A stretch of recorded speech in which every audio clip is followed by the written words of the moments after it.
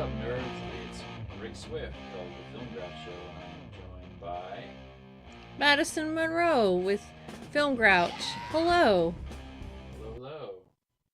Wait, am I Madison Swift now? Yeah, I guess technically you are. Oh. You don't sound thrilled about No, it's just another name change I have to process. it. That's awesome. So, we just saw That was Lego your chair. Movie 2, the second part, yesterday. Yes, we did. And what did we think of it? First off, I enjoyed the first one better, but I thought this one was pretty good. Not as good as the first one, though.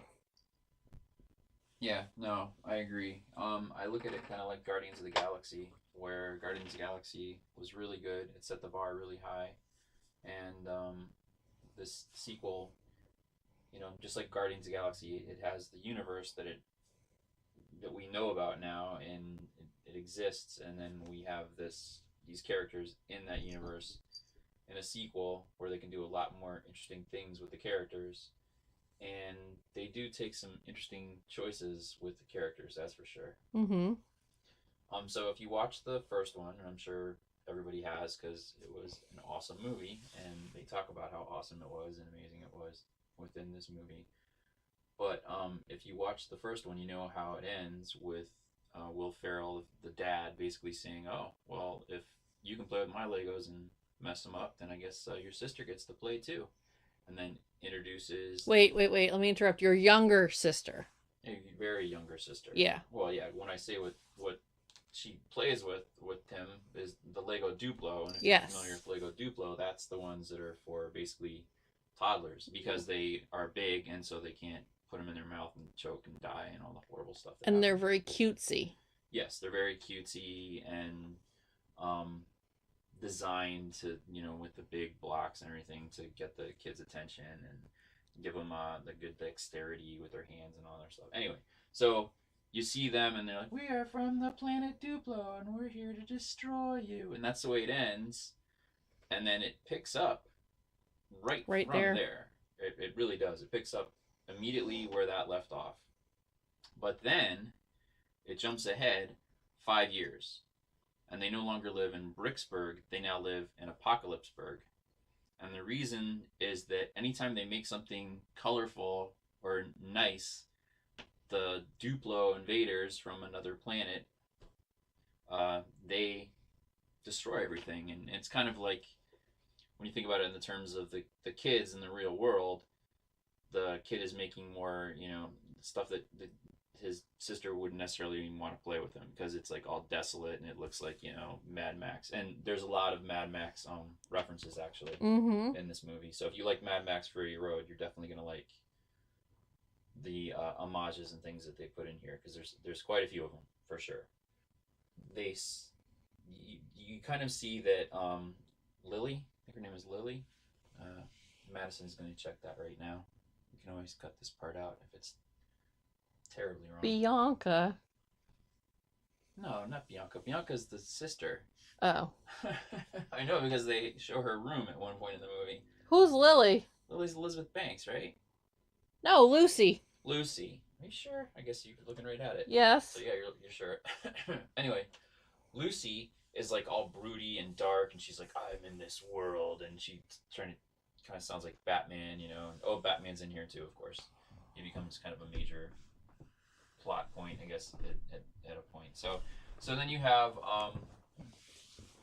Emmett, our hero, and then you have Apocalypseburg, and again, 5 years have passed, and it's like a desolate wasteland, and everybody has changed. Even Surfer Dude, whatever his name was, Surfer Dave is now Chainsaw Dave. He's like, "I'm Chainsaw Dave now. Like I got to be dark and hard and everything." No, one person hasn't changed.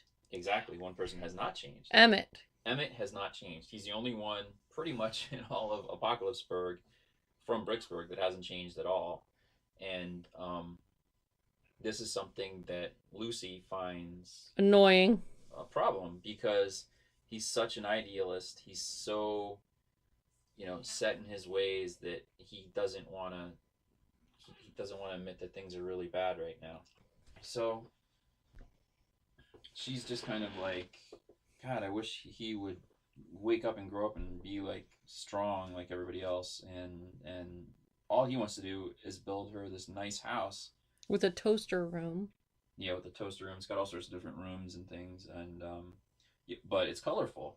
So of course, as soon as he builds it, the invaders from Duplo, who are now a little bit older, um, they come with a messenger from the Sistar system, which obviously is his sister, Mm-hmm. and they come basically and say that they're going to force five of them to be invited to a matrimonial ceremony with Queen whatever wannabe. Mm-hmm. Oh, she's got a last name. Whatever wannabe. That was it. I'm gonna be. Or I can't remember what it was, but it's more than that. It's like whatever wannabe. So that's kind of the main plot of what happens to get everything moving along. Now, this is a kids movie, but one of the other critics who was sitting next to me was kind of like, the kids are checking out. Like Yeah. they didn't care. They were not into it at all in the No. beginning. At all. Not in the beginning. No. And they spent way too much time going, I'm brooding and I need to brood. They did like a Yeah. 5 minute joke with that brooding thing with the coffee, and it's like coffee and brooding, and I was just like, Yeah. God. And that was one of the things that I felt. Again, I felt like 15 minutes could have been cut out of this movie because there was a lot of that kind of, okay, you've gone on too far or gone on too long, like an SNL skit where it just keeps going and it shouldn't. It's like, I get it, move on. Especially when you have an audience of children where you're supposed to be your main audience. You gotta move along, move along. But they definitely mix things up a little bit. I thought, because some other people thought that, well, it's the same thing, and I thought they went totally radical actually, and it was more a movie for adults, I think, than kids. Yeah, it was more for adults than kids because they spent a lot of more time on adult themes like weddings and things like that. Yeah, how many kids in there knew what matrimonial even meant? No, but I will say that a lot of times when kids play, they do play weddings. Mm-hmm. And going on into that, when they play weddings, there's going to be obviously a bride and a groom. Mm-hmm. So the groom is selected by, oh, I forgot to mention who the messenger is, who the herald, I guess you would say, of the queen, is a General Mayhem. And General Mayhem is this masked character that kind of is the general and like the person that goes around and does all the bidding for the queen. And so she brings the five people unwillingly to the wedding, which is in the Sistar system, and it's some weird planet. I can't remember the name of it, and they have a lot of weird planet names, obviously, and stuff like that. And then the queen goes into this uh, really big, elaborate number about how she's not evil, and that's actually kind of a funny scene. She just keeps putting "un" in front of everything, like, I'm unevil, I'm Unnasty. unnasty, unconniving. Like, there was all these. And then at one point, Lucy, by the way, is one of the only people. Oh yeah, and I forgot. That's a big part. That's a big part of it. Lucy is one of the five people that gets taken. Emmett doesn't get taken. Mm-hmm. So Who gets taken is Lucy, Lucy, Batman, Batman, that astronaut guy that goes spaceship, yeah, Unikitty, yeah, Unikitty, and one more. the pirate. Oh yeah, Just his head though. just the pirate's head. Which I was like, oh, that sucks. He's like just a head. Mm-hmm. Although if he's a wedding guest, he's easy to feed. You don't have to worry about him too much. Just like put him in a corner and keep him comfortable, right? Mm-hmm. So anyway, yeah, that's like a major thing. So Emmett doesn't go with Lucy and the other four.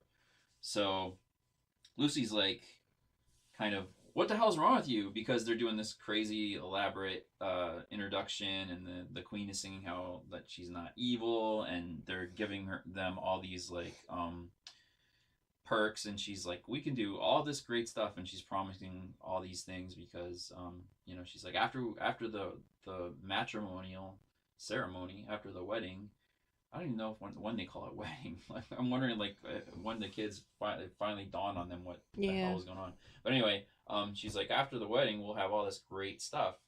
You know, I'll be able to give you space. I'll be able to give the spaceship guy a planet of nothing but spaceships. I'll be able to give Unikitty like a place that has more glitter that she can even possibly imagine. You know, stuff like that. I don't remember what the hell she tells the pirate. Oh, you have his own ship. It's a planet and also a ship. I actually thought that was cool. I like the glitter. You like the glitter. Yeah. Well, that makes sense. So, what did they. Oh, and then there was an interesting cameo at that moment that I maybe we shouldn't give away.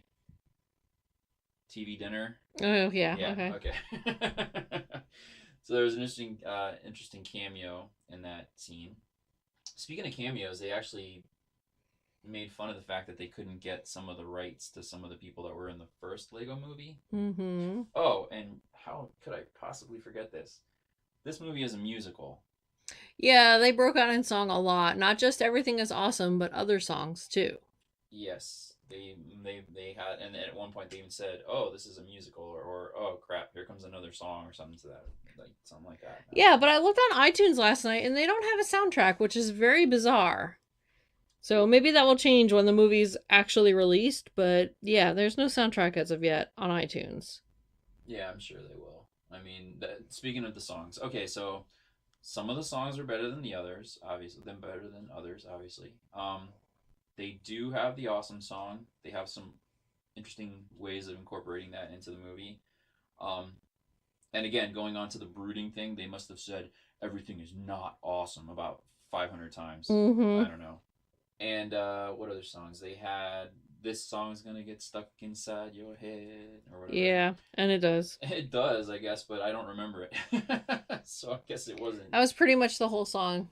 Yeah, and they used it to torture her, and that was the thing. So everybody else is kind of going along fine with all the little things that Queen whatever wannabe promises them, except for Lucy. Lucy's like the only holdout, and then we find a major, huge reveal in the movie that oh my God, Lucy dyes her hair Yeah. or something. I was Yeah. like, okay. She doesn't want it to be pink and blue. She wants it to be black because she's so dark and edgy. Yeah. Meanwhile, back at home, Emmett is trying to figure out how the hell to get to the wedding and save Lucy because basically, and I remember thinking, well, they got invited to this wedding. That's the major invasion is that oh hey we're inviting you to a wedding. It's like I've had worse invaders come and bother me or whatever and like oh okay you want me to come to But a wedding? pirates? Oh, I don't know. So but yeah, it's like if you want me to come to some wedding, that's much better than destroying everything all the time.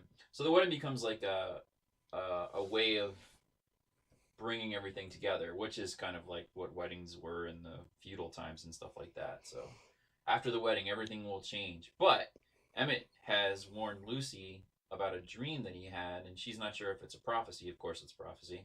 She's not sure if it's a prophecy about Armageddon. Yes.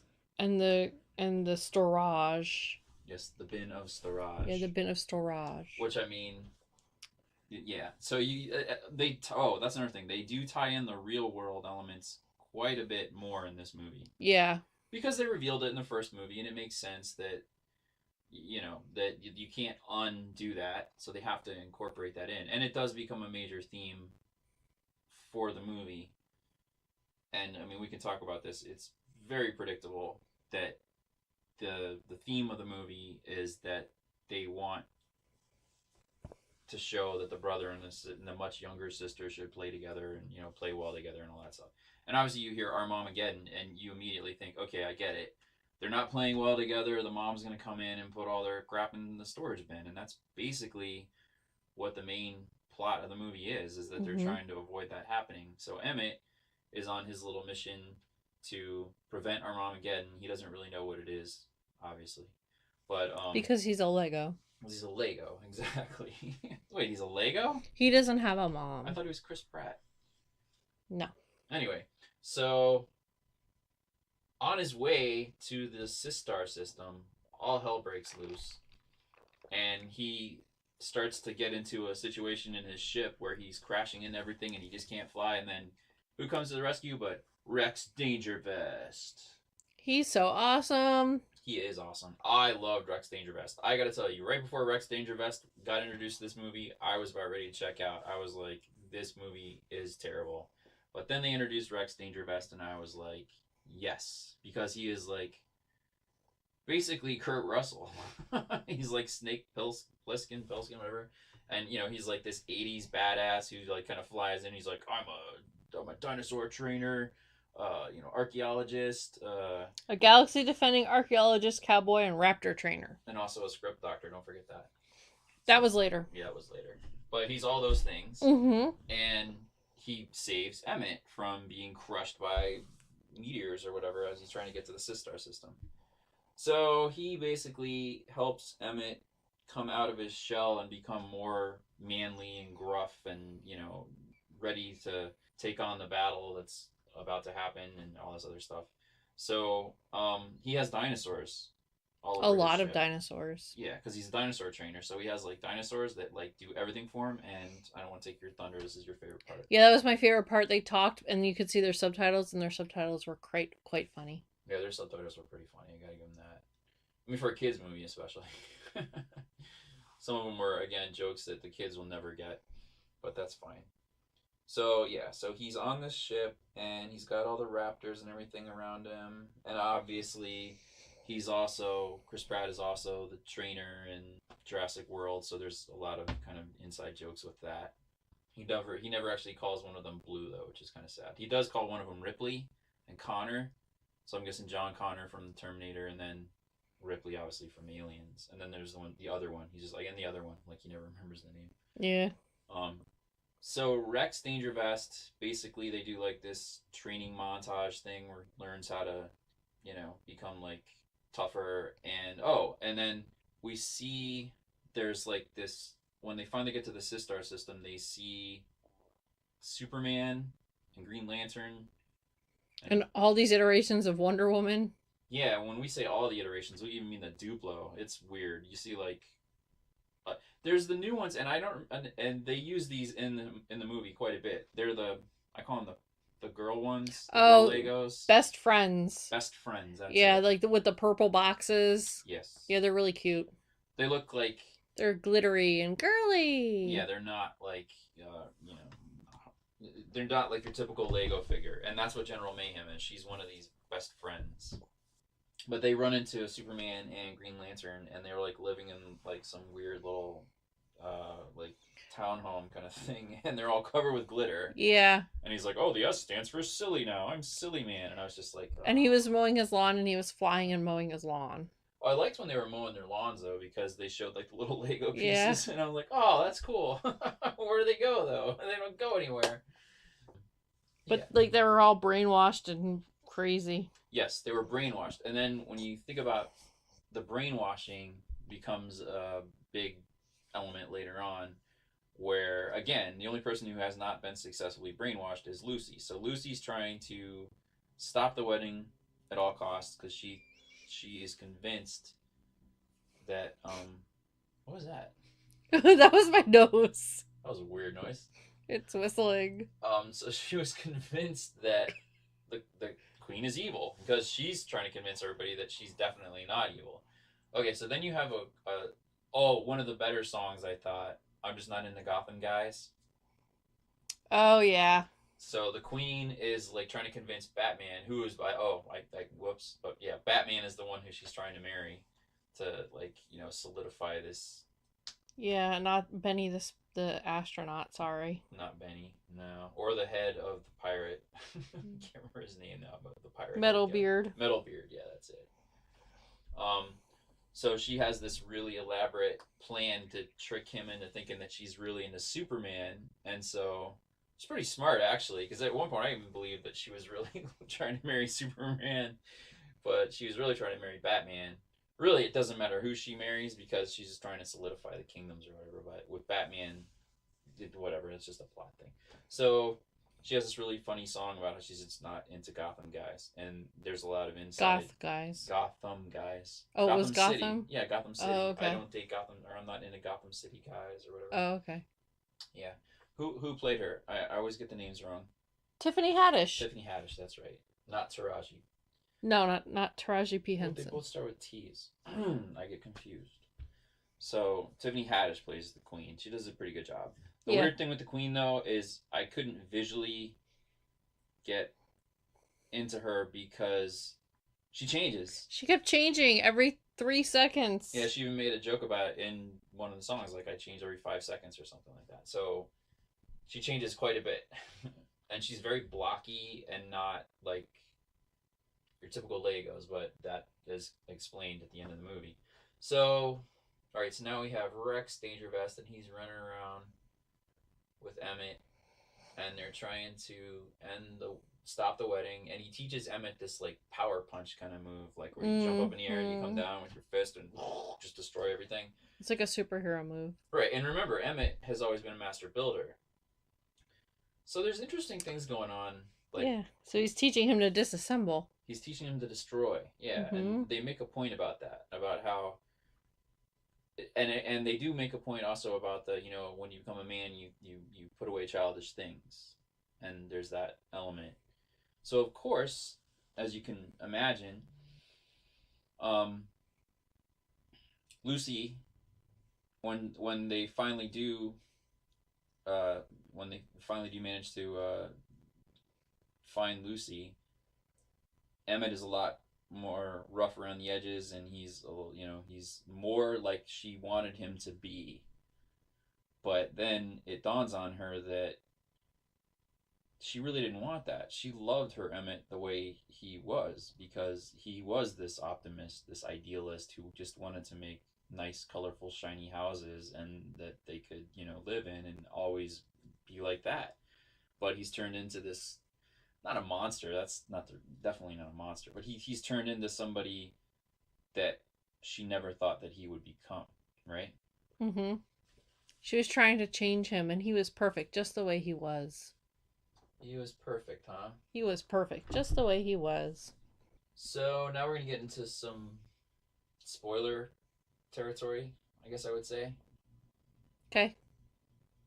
All right, so Ultra Kitty. Yeah, Ultra Kitty. I'm looking at we're looking at the Ultra Caddy actually. Unikitty becomes Ultra Caddy. Yeah, that was an interesting. We're looking at the production notes now, and I'm thinking about, for these newer movies, I think we should mention some of the stuff from the production notes. So Ultra Caddy is almost like what's his name in He-Man? Battle Cat. Battle Cat, yeah. So they keep trying to make sure that Unikitty gets pissed off enough to become Ultra Caddy, and they she's like a mount basically. They can ride her around and everything like that. So and then she attacks. yeah. Speaking of attacks, there was I liked Ultra Caddy. Yeah, Ultra Caddy was interesting. It says here, Alison Brie says, she tries to stay positive and happy, but when someone crosses her, she unleashes a totally different cat, if you know what I mean. So she has two sides to her personality, and in this sequel, we get to see a lot more of the second side. The cool thing about that is they can weaponize her. She can become a vehicle and shoot glitter flares, so she really thrives and excels in this post-apocalyptic world. Yes, because that's just what the post-apocalyptic world needs, is glitter flares. Well, I mean... Yeah.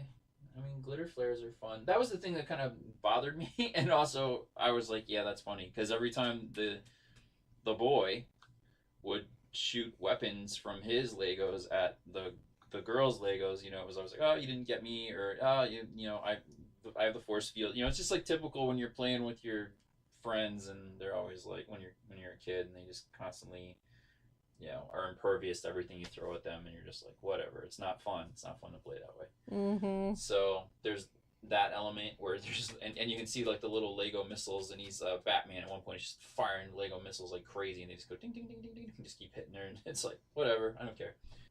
What did Will Arnett say about playing Batman? He said, Batman comes with a rich tradition. Batman Batman comes with a rich tradition, and we try to adhere to that. But I put my own spin on it. As do Phil and Chris. Our Batman takes himself so seriously that it's almost absurd. It's been so satisfying taking this iconic character and kind of bending the rules on him. They keep feeding Lego Batman real life experiences to see how he deals with it, because he's so ill equipped to handle relationship based situations, and I'm excited for audiences to see where we'll take him in this movie. There are some big leaps and swings. You sounded just like him. Not really, but that's alright. If I rehearsed, I would have been able to do it better, but that's fine. I don't like to rehearse. Rehearsals are overrated. Queen, whatever, wannabe. Yeah. Huh. And that is spelled, I'm going to go ahead and spell it for people. That is Watevra,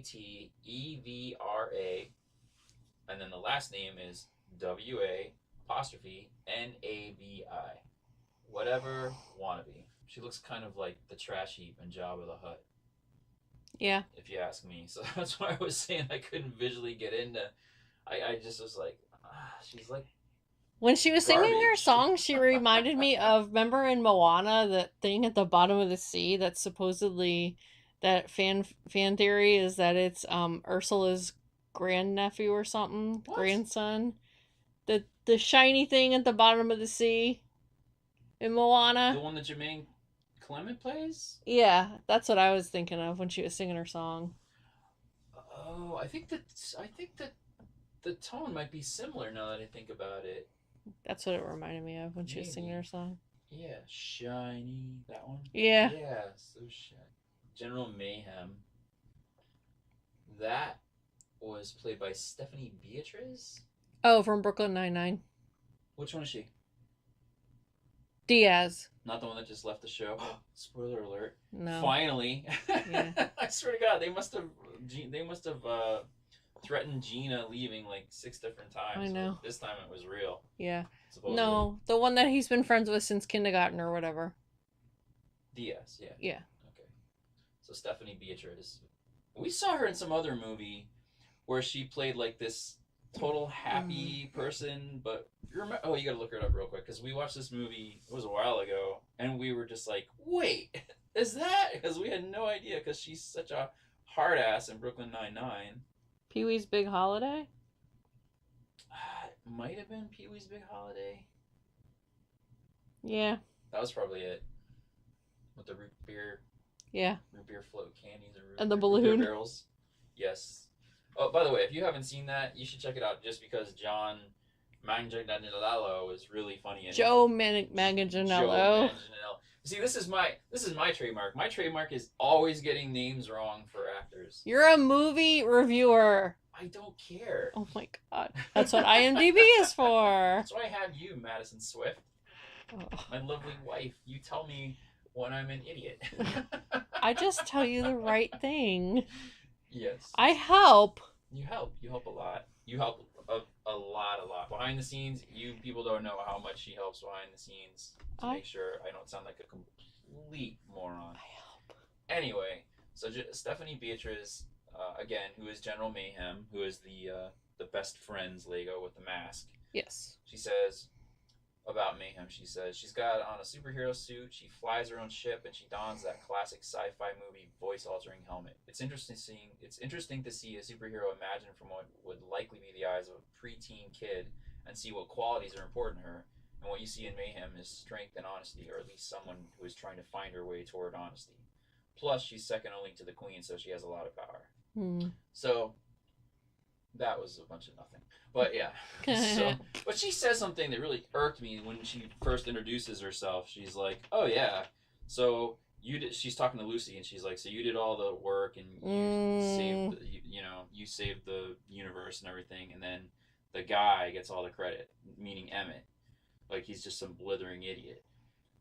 I haven't watched the Lego Movie in a while, but I watched it like 20 times, and I don't remember Emmett being just like a complete putz. He gets involved. Yes.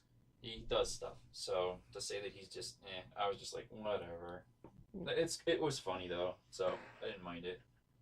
It wasn't accurate though, I'd like to say. So Rex Dangervest. If I tell you about Rex Dangervest, I have to give away a major spoiler. Yeah, we don't want to do that. We don't? I don't want to do that. All right, we won't do that. I will tell you this though. When I heard the voice, I was like, that really sounds like Kurt Russell, but it's not Kurt Russell. And you know how terrible I am at actors, so I was like, it's probably some actor like Michael Keaton or somebody. But no, it is not. It is not. So, what else? Oh, there's some brick stats and fun facts. I like these. So the number of sugars Emmett takes in his coffee is 25. with just a touch of cream, right? That's an awful lot of sugar. How many sugars do you think Lucy takes in her coffee? Obviously 0 because Yes. she likes it black because she's so broody. Yes, 0. Broody. Lucy takes her coffee black.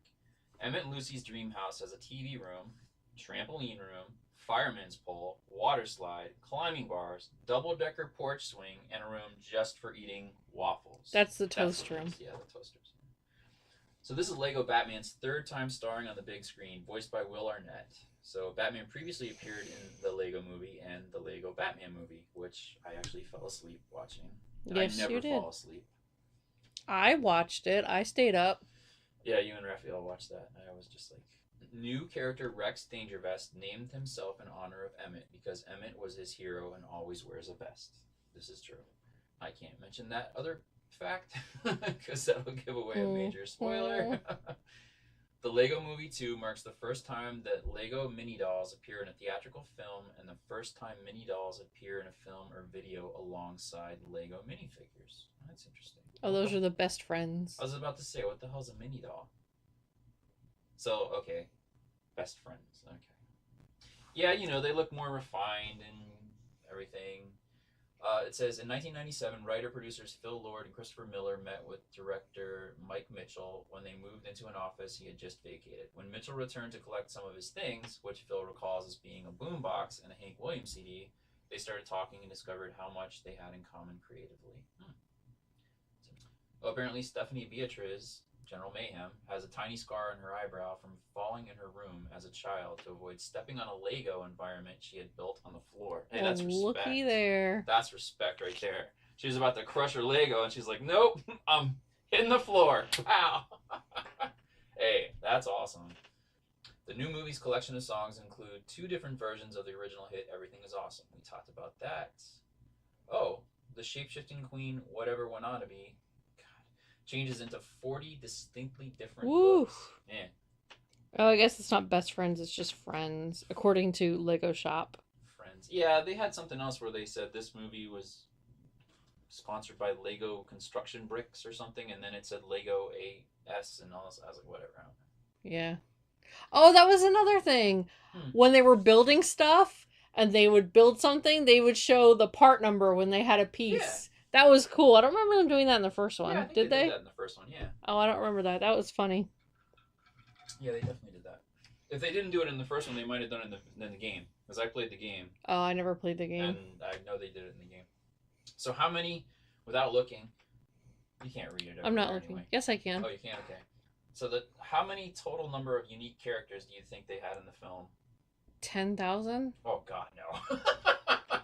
That's way high. It's high. 4,000? It's higher than I thought. It's not in the thousands. Oh, okay. 700? It's 523. And that's a lot. I mean, you consider, somebody's, whatever, putting those in there. And the unique Lego brick types used in the film, there are 3,433. Unique Lego models used to create the film, 6,530. Oh, the biggest Lego character, obviously, Metalbeard, 251. That's the largest number of bricks, I mean. Man, there's a lot of cool facts on this. The biggest single Lego model was Mega Bash. What's Mega Bash? Approximately 9 feet by 9 feet by 18. Balthazar. Oh, I totally forgot about Balthazar. So we started watching the IT crowd. Not the It crowd. A little bit of a segue, but I didn't want to watch this show on Netflix because I thought it was about fashion and it's called the It crowd. But no, it's actually the IT crowd. And I guess one of the people at work was telling Madison, hey, you'll really like this show. And so we started watching it. So 2 people from the IT crowd are in this movie. Mm-hmm. There's the ice cream cone. Yes. And there is Balthazar. And they're Yes. both in the IT crowd. So if you're an IT crowd fan, see if you can, or I just told you who they are, but yeah. Yeah. The banana peel. So over that joke. Yeah, he kept falling. Who played the banana peel? So over that Ben joke. Schwartz. Oh, he was on Parks and Recreation. Maybe one of Chris Pratt's friends. He's like, I'll do anything. Oh, you gotta be a banana. I'll just be a banana that falls. I don't care. I would do it. I'd do it in a heartbeat. Are you kidding me? To be a part of any of one of these kind of movies, that'd be awesome. Things are not awesome. Oh, okay. I know. Sorry. Mm-hmm. Oh, the largest brick explosion in the film. 1.5 million bricks. That's a lot of bricks. Oh, here's a fun one. What's the height of the Queen's giant cake? The big cake that they make. 12 feet? Yeah. Did you look? 11.7 feet. That's perfect. Dang. So we just got married. Our cake was definitely not 11 feet. No, But if that's somebody came along insane. and smashed it, I would have. I would have smashed them. them. You notice how all of our desserts were in the corner where nobody could... Oh, because you watched that movie. Yeah, I watched that terrible movie where they put the cake in the middle of the floor. Was that Table 19? Yes. Yeah, Table 19. What they did to that cake was a shame. Yes. So that's like some pretty cool facts I think you guys would enjoy there. All right, so I guess we're not going to give away the major spoiler, but it is revealed that the wedding is an attempt from the sister in the real world to say, look, I just want to play with you. You know, like, and you if you have siblings, you'll get it. Yeah, it was sentimental. I liked it, even though I knew like what was coming the whole time, pretty much. It was good. It was an endearing reminder that it's what I guess it's okay to play with your sister. I don't know. Some of the things that I thought were interesting though is like the whole Emmett, and that was a major point that we can't get into too much, but like Emmett like becoming more masculine. I almost feel I don't want to get into the politics of it too much, but he was a master builder though. He was plenty masculine. But I mean, like he was like really gruff and everything, when he was hanging out with Rex Dangervest and trying to be more like Rex Dangervest. Those qualities that he needed to have, he didn't really have them until Rex helped him develop them, I guess you would say. Mm-hmm. Sometimes you need somebody that can smash things, I guess is what I'm trying to say. I don't know if that was what they were going for. That's what I kind of got out of it. That he needed to have like both the creator and the destroyer. Like that duality of man kind of thing or something. I'm probably reading into it quite a bit because I like to do that. When I'm watching a movie that's for kids, I like to get really deep because it's like, what's the what's the subtext? What are you trying to tell me besides the obvious stuff? What's going on behind the scenes? All right, so we've talked pretty much about all the stuff that we can talk about without giving away major stuff, so we're not going to do that. I would say this. Again, I really like this movie. I did hear one of the other critics talking to the publicist at the end and saying, it's basically the same thing as the other one. And I'm like, no, it's not. It's nothing like the first one. It wasn't. It's nothing like it. Will Ferrell is in this for about 4 seconds. Like, you actually hear his voice a few times. You hear his voice. You don't see him except in flashbacks from the first one. Right. And so then, he had no new footage. Well, except for when he's like, I'm going to go play golf now, bye. Like when everything is falling apart. But that was his little minifig. That wasn't him in real life. No. You never see Will Ferrell in real life in this one at all. No. So, you see Maya Rudolph, though. You do see, well, okay. I guess that's not a spoiler. Yeah, you see Maya Rudolph. Maya Rudolph plays the mom. Yeah. And at the end credits, they do a funny tribute to all the different actors. And there's definitely, the credit song. The credit song is great. Yeah. I think it's all about credits. I think that's Andy Samberg and his. I think it's The Lonely Island again. Yeah, The Lonely Island, because he's like, it's the credits, it's the best part of the film, and he goes into like. Yeah. He's like, everybody's gonna know that guy's name now. Yeah. Oh look, it's art director, but whatever. It's funny. It's. I think like anybody that's ever had to work on credits will put that in their playlist for sure and be like, yes, thank you, some respect for credits. It's a pain in the ass. It is a pain in the ass. So yeah, I really enjoyed this one. It was not as good as the first one. The first one blew me away. I was shocked by It how was much unique. I liked it. Very unique. Yeah, it was unique. And again, just like Guardians of the Galaxy, and I was telling my friends about this one when we watched the sequel. You actually like Guardians of the Galaxy 2 better than the first one. I do. Right. I like the first one better, but now that the universe is established, it's more of a challenge for the writers. Because when they're building the universe, that's actually the easy part. Now you have the universe, now you better say something interesting about these characters. Otherwise, they're just, you know. It's the same thing over and over. Right, it's the same thing, which is what that critic was saying. And what's the point? Yeah, he was like Miami Herald or something. Something has to happen, otherwise there's no point in making a movie. Fake news guy. Yeah. Well, ew. So, I disagree with that guy. I do too. I think that they started off with the entire Lego world is an apocalyptic wasteland. Yeah, and remember in the first movie, the dad wouldn't let the kids even touch the Legos because he had them glued together. He was gonna glue them together. That was his. Yeah, that was gonna be the crackle. Yeah. He was gonna glue everything together so they wouldn't be able to. Opposite of a brickopolis or whatever it was, apocalypse. Apocalypseburg. Yeah. Yeah, because Bricksburg was where they were before. Yeah. So it's a completely different world. So I totally disagree with that guy. Also, the Duplo and the best friends or whatever they are, the mini dolls, they were all in there. Yeah. Oh, can we talk about how dark it was? The little weapons that they were using, those stars. Yes. And the parts. Yes. Oh, the pain is terrible. Yes. I'm getting cold. Yes. So they keep throwing these little hearts and stars. If you've ever read, they're so cute. Yeah, if you've ever read Robert Heinlein's Starship Troopers, read it. If you've ever read the book, there's these devices that the skinnies use, and they're called, they're the ones that they use against the skinnies, and it's a bomb, and it's like a grenade, and it's like, I'm a 30-second bomb, and it counts down, and it goes, I'm a 30-second bomb, I'm a 29-second bomb, I'm a 20, like it counts down, and it like taunts you before it kills you. And I just kept thinking about that with these little stars, like, hello, boom. They would say something like cutesy. I love you, boom. Yeah. Which is, I thought, kind of funny, but also I kept thinking, again, the Heinlein stuff, I kept thinking it like, oh, that's horrifying. Like, if you actually died that way, that'd be a horrible way to die, man. Yeah. Or maybe not. Maybe it's like, you're going to die. You get a nice little send-off from a little, cutesy heart that's like, I love you. Boom. You're great. Boom. And the stars. So they had the hearts and they had the stars. Yeah. So who stole the movie? Like, if you had to say, like, whose movie was this? Like, this is definitely this actor's movie. I don't know. Or I guess we can't talk about it. I think the character that stole the movie for me was Rex Dangervest. Yeah, it would either be him or the Queen. Yeah, it was his movie or the Queen's movie, yeah.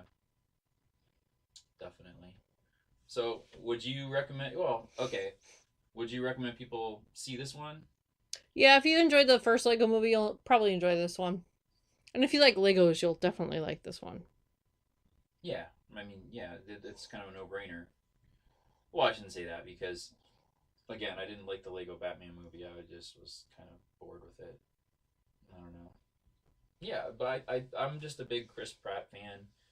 And after Guardians, I wanted to watch everything he was in and everything. Even though I didn't watch the last Jurassic World. I haven't seen that one yet, but I will. Yeah. We somehow missed that one last year. Yeah, it just... Yeah. It's like, how many times can you tell scientists, stop making cloned dinosaurs, you complete shitbags? And now apparently they're doing that. Oh my gosh, has nobody seen these movies? Literally every movie is a warning to not make them, and they keep doing it, or they're going to do it. It's insane. Yeah. Sometimes filmmakers are doing, they're sending you a message telling you don't. So yeah, I like the music and everything. I didn't find any of the songs stupid or out of place. Like, sometimes you're watching a movie and where it's got a bunch of songs in it, and you're just like, why another song? But they made fun of that, so I liked that. I liked most of the characters, with the exception of Banana Guy, Banana Peel. I just felt it was a joke that went on way too long. I liked the effects were really good. Everything was pretty seamless. I was totally able to immerse myself, even though, oh my god, this was the worst screening we've ever been to. There were kids in the row behind us, and we were in the press section, and then there's like a little like a gap, and then there's the first row that's for we call them the dregs, and man, this one row in the front, there was not one parent. There was about 12 kids, and I'm not exaggerating. They were just like they were in a romper room. They're screaming, running around. It was terrible. At one point, one of the kids said, "This is hurting my ears," and I went, "Good." Speaking of that, there was a lot of bass in this. There was a lot of bass music and noises and things, and I even felt like, wow, that's kind of painful, but whatever. It's a movie. That happens. But yeah, this was a good movie. I would definitely recommend it to parents. But, however, be advised that it is slow in parts, and your kids are probably going to get bored in certain parts. Yeah. So make sure they're not little shits, please. Yeah. I mean, can I just say there was one woman in the press section next to me with her little boy. He was probably maybe 5. He was perfect. I didn't see him move once. He didn't make a noise, nothing. So, well, the press, we beat our children.